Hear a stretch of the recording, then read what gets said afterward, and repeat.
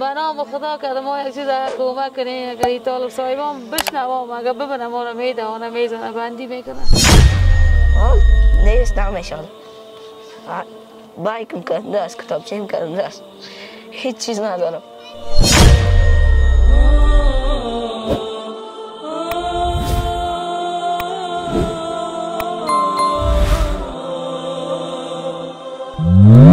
سنیم گڑی ژوندی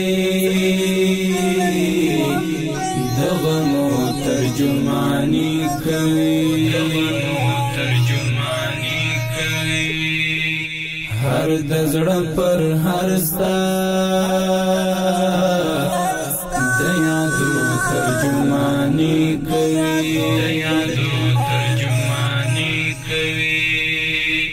هر د زړه پر هر ستا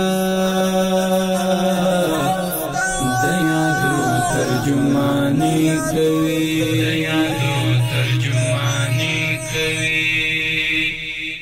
بیا دې په مسکا په خندا د لمبو غېږې ته، بیا دې په مسکا په خندا د لمبو غېږې ته، زه نیمګړی ژوندی د غمو ترجمانی کوي، هر د زړه پر هر ستا د یادو ترجمانی کوي،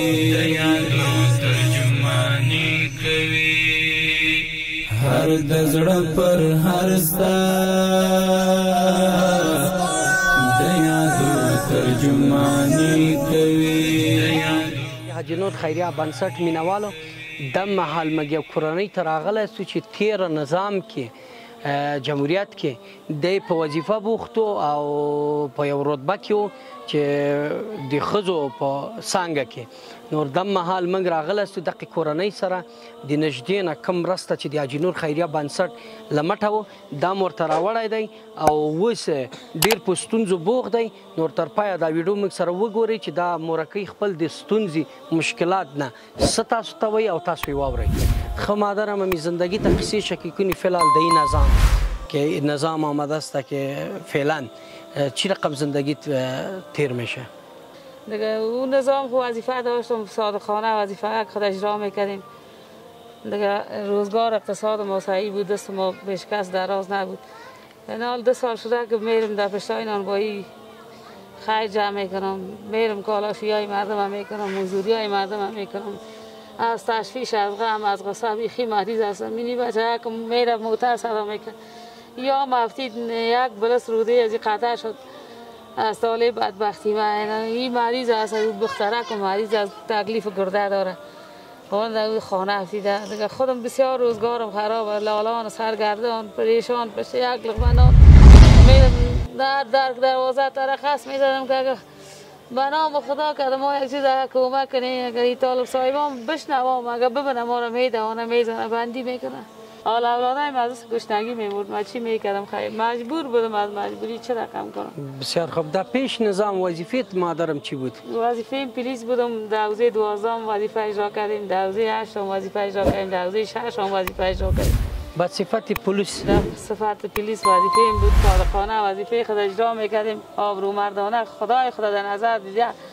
همیشه پایین وقت نماز خدا زرست میخواندیم، نمازک خدا میخواندیم، منال در این خانه دشت ماندیم. از وظیفه که برطرف شدی این نظام که آمد از بعدن زود این مشکلات سرخوردی یا نه؟ نه 2 سال میشه که بسیار روزگارم دیگه یک قدر روزگارم خراب است که با یک لقمه نان من احتیاج هستم. چیزی که مال خانه بود سودا که منال این دینی فرشکای که اونای مردم این من زندگی خدا پیش میبرم. گینیارم به نام خدا یک کس از خیرخانه مرا دار دیگه هیچ چیز برای من زندگی نمانده. این بچه که ما مریض از این بچه که الان از دختره که مریض از اون ګرانو هیوادوالو دغه مرکۍ خپل د ژوند ټولې خبرې وکړي. نور تاسو که غواړئ چې دې ته لاسنیوی وکړئ او لاس ورته ورکړئ، نور دی ډېر په ستونزو بوخ دی او منګه د همه قصې نه چې د دې معلومات کړی دغه د دې جونګړې ته راغلستو چې دغه جونګړه کې دی ژوند کوي چې دغه 1 متر 2 متر حویلی لري او یو کمره تر مخه دی 2-3 پیغلې لري چې هغه موږ ته لازم معلوم نه شو چې تر کمرې مخه یې راولو نو دغه ډېر په ستونزو رابوغ دی. ما در وقت پلیس در جمهوریت که بودیم وقت زندگی ما خیلی خوب شد. حالا که از وقت که امارت اسلامی آمده زندگی ما خیلی خراب شده از اقتصاد بسیار ضعیف شده. ما وقت میرفتم چیز میکردم موتر صدا میکردم ما در روی سرک رفتیدم و من جا شدم حالا از طرف داخل دلم درد میکرد. دو وقت ما مکتب میرفتم مکتب خصوصی میرفتم خیلی چیزهای مسایی بود. حال چیز کامیره حال نیست نمیشه بایکم کنده است کتابچیم کنده است هیچ چیز ندارم. سنیم گرنی جوندی دغمو ترجمانی کوي دیگه بچه ها را ببینید چی چیزهایی که نداره ما چی داره به این یار رو خلق تنها نمیشه که ما این خوردیم خلاص خانه نداریم چی زندگی که ما داریم خانه نیست یک چیز کار باشه کار کنید از آقای قفت دست به دست بیارید اون را باز میگن زندگی چی زندگی خواهش دارم که زمینه کار فراهم کنه ما تا کار که بتانیم از آقای قفت دست خود ما کار کنم و خود با مادر کار کنم پیسه بدم و درس بخونم خانه بخونم.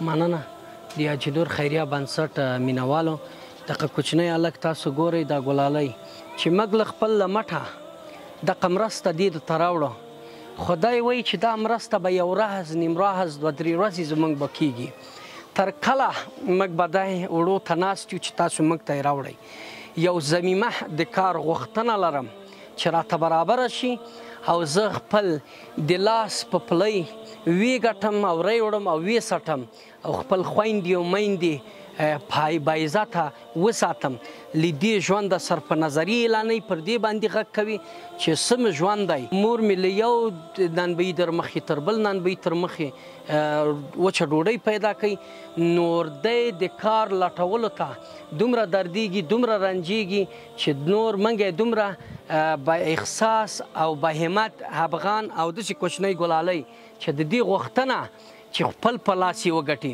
نور که دنیا و آخرت هم ښایسته کوئ او له دې هلک ژوند ته بدلون راولئ نور ورسره مرسته وکړئ چې خپل د ژوند هغه غږ یې چې کړی هرزو یې دی هرمان یې دی نور هغه ترپیه کړي او ضمیمه د کار موږ خپل تر مټه تاسو موږ سره ملتیا وکړئ چې آینده د ځان په خپله وچلئ.